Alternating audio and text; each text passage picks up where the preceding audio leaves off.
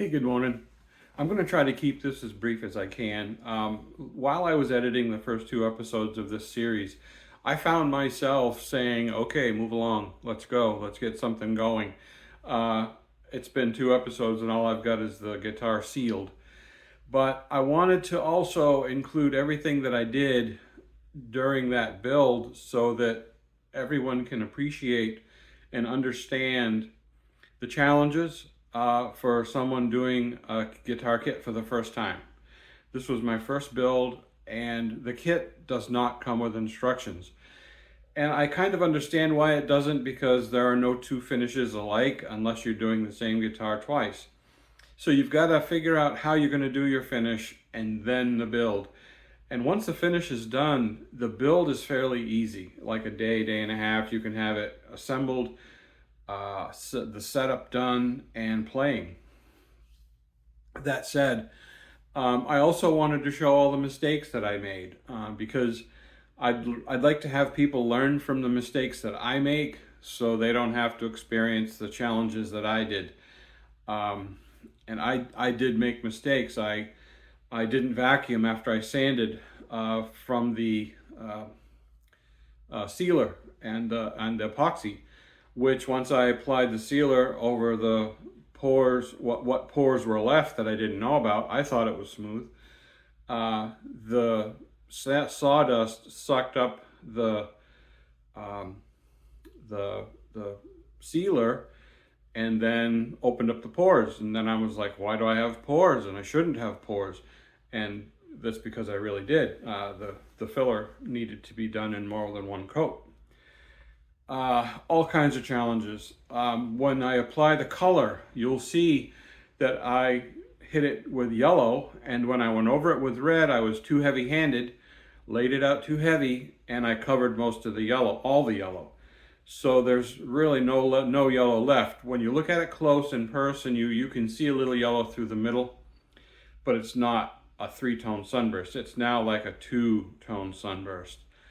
And you'll see that. But you know, to fix that, I would have had to sand back everything back to square one. And by that time, I was like, hell no, I can live with this. And I do. I love it. I'm tickled to death. So on that note, just bear with the video series. It will get going. And I understand if you're bored, fast forward. But even when I'm making mistakes, I'm explaining how I fix them and get past them. So, I mean, I found myself getting bored with myself and trying to say, okay, move along, guy. But bear with it. And I appreciate you taking the time to even consider watching anything that I do. If you could like and subscribe. I keep forgetting to put those on the videos. All right, I'm back up in the workroom here. So you remember I said I was going to go change the oil in my truck? Well, I don't think I'm going to go out and lay under a truck that's dripping snow and water on me to change the oil. And what I'm going to do here is I just sprayed this and the lacquer's already dry, but I'm going to let it gas off. I'm going to let it gas off for a while before I sand it and let it really, really dry. And now that I'm up here, I mean, these pores are very evident. Kind of makes me angry with myself, but what I should have done was wiped it down with naphtha, I think, before I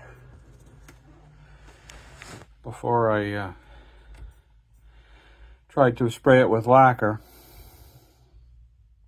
And then I might have seen these pores, because I don't want this to show through. I'm going to put, of course, the color layer is going to be about 3 layers. And then over the top of that, I'm going to do probably 12 to 14 layers of clear lacquer. And then do a sandback. And then polish. But I don't want these pores to show when I'm done. Oh, no, no, no, no. This has to be as close to looking like it's been dipped into lacquer, like it's wet when I'm done. But before I even do the color, I've got to glue the neck on. This is a glue-on neck compared to a bolt-on, so I don't want to finish them separately. I want to have this attached to the neck and body together. When I put the color on this joint, I want that to all be the same color. And friends were talking about feeding all of the pots and everything, the electronics, through the body hole, and that's what I've got. So everything has to go through the F-hole and get aligned. So that'll be fun, but I'm not going to worry about that yet. I got to get this taken care of first. So I'll check in with you guys later. Have a good one. Bye. All right, my little chupacabras. Here's what we got.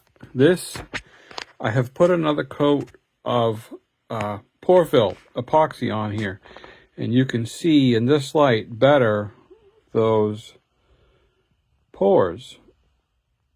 So what I'm hoping is when this sets up, I can sand this back, and I will sand down the level of the epoxy down and leave just the pores, and hopefully they'll be full and we won't see those little lines anymore.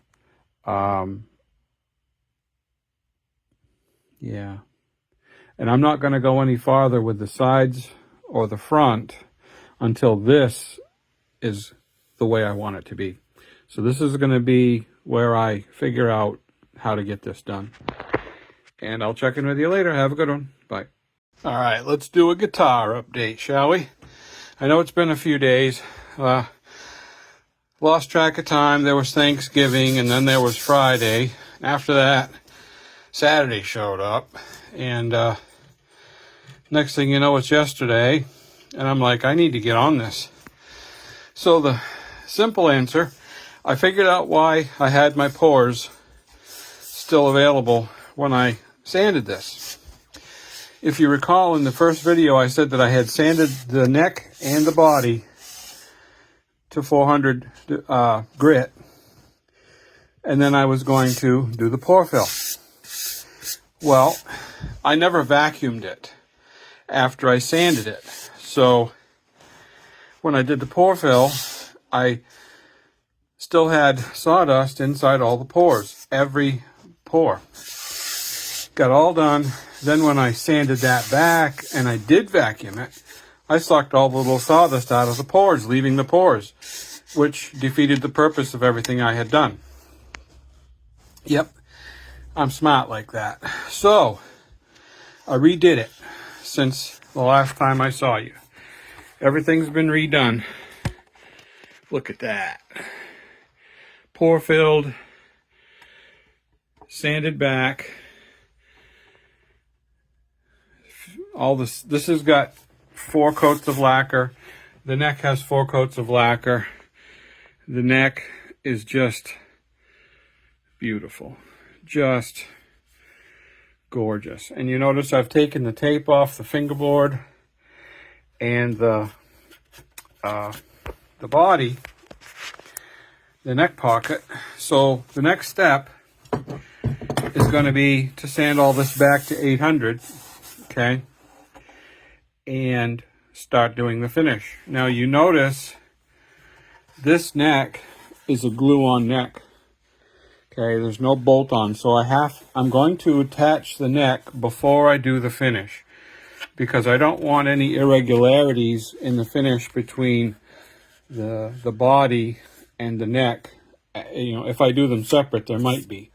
So I'm going to glue them together and do them all in one piece. So that's next, is to get this thing glued together. You also notice that this is an arch-top guitar, so which means it's not flat. So sanding this is a nightmare, more than I thought it would be. But I've just taken my time, and that's, if you're going to do anything like this, you got to just take your time and be happy with what you get, because I am ecstatic. I've already kind of fitted this, and I have a reference mark right there. And that's what this guitar looks like all together. So I'm gonna actually figure out where this neck exactly needs to be involves a little bit more than that. And I'm gonna do that on the next video. This one's getting too long. And we're back. So I got the guitar ready to position. So how do you figure out where the neck needs to be glued to? And we're gonna do two things at once.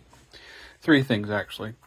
We are going to figure out where this gets positioned, locate where the Bigsby is going to connect, and also center everything. And how you do that is this Bigsby has these pins where the strings attach, okay? And there's a seam right there, and you would assume that that's the center, but we're not going to assume anything. I think it is. It looks pretty good. And what you do is you put your E-string tuning pegs in. You tie a string to each one, okay? And you run them through the appropriate grooves on the nut. And you bring them down. You put them over their saddles, okay, their rollers. And then you attach them to the appropriate pins on the Bigsby. You tighten them. So basically what you're doing is imitating the low E string and the high E string. So then, now that they're tight, you adjust the tailpiece to where the strings are centered on the neck. And once they are, you mark this in here where it needs to sit for good, and then take it all apart. But at the same time, mark down here.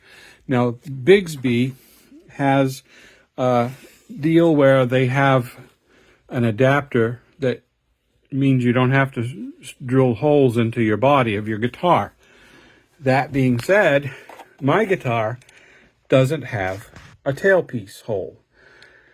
So I don't need that adapter. I'm just going to screw this right to the body like you normally would and mount this back here, mount the strap peg here, and that'll be it. Once everything is centered and I'm happy, I'm going to mark everything and go for it. Have a good one. Thanks. Oh yeah, something else I noticed the other day. I was at a friend's show at a restaurant. I was listening to him play, visiting. And he was playing a Taylor T5, I think it is. It's a thin line electric guitar, beautiful guitar. And I was looking at the bottom of the guitar as it was facing me, and there were two strap pins, end pins, one on either side of center. And I was like, what the heck is that for? Not because I've never shopped for Taylor guitars, never seen it before, and I wasn't sure if it was something the owner had done. So I researched it. Come to find out, Taylor puts on these T5s, they put two end pins on it so that when you lean it against the wall, it won't fall over. It's like it's got a built-in stand using these end pins, where when a guitar only has one end pin, most musicians know when you lean your guitar against the wall or an amp or whatever, it wants to fall back or twist or turn or fall. And that is to prevent that. And I thought, that's pretty brilliant. And I'm almost, because I have extra end pins, I'm almost thinking about doing that on this guitar just because I can. And with that, I will take my useless knowledge and get to work. Have a good one. Bye-bye. All right, we're all set up. I got, if you can't see it, this is 4-pound fishing wire right there. Fishing line, monofilament. Okay, I got one running through the low E string nut and then the high E string nut. They're both connected there. The locking tuners helped. I was able to hold it in place because anybody that's strung a Bigsby knows that the strings tend to not cooperate. So what we've got here is they're back here. They're hooked around, oh, right there, one on either side. And we're going to come around here.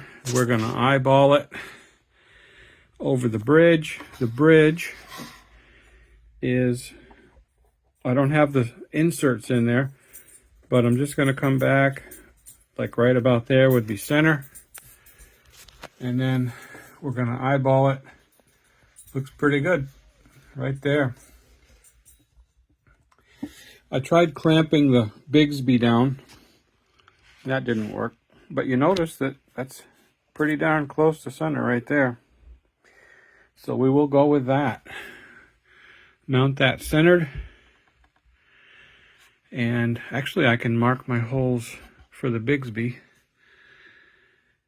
and drill those before I do the finish. And then for the end pins and the strap pin on a 335 is not out on the horn like it is on a fender, but underneath here. And what that's going to do serves a double purpose. You can hang your strap off of it, but it's also going to be a mechanical fixture between the back of the body and the neck, because the screw is going to be long enough to go all the way into the neck. Help hold that in place. All right, we're all set. Next step, mark everything and disassemble.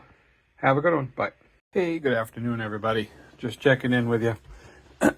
I glued the neck onto the body yesterday, so we now have a guitar, really, and got everything taped.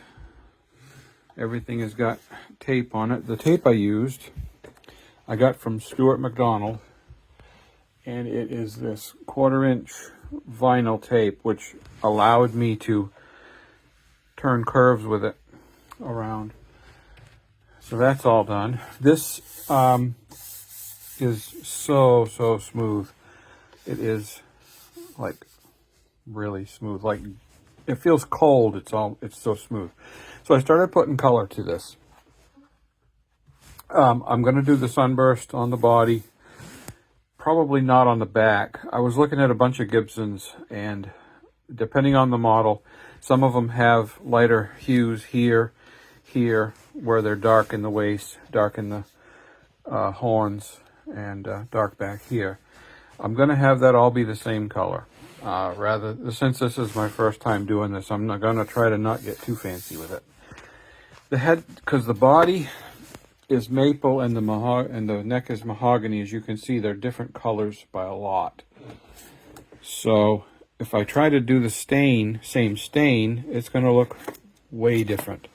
So I made the headstock black, and I just used the Intercoat Clear 50/50 mix with lacquer thinner, and then the come over here, and then the liquid stain from StewMac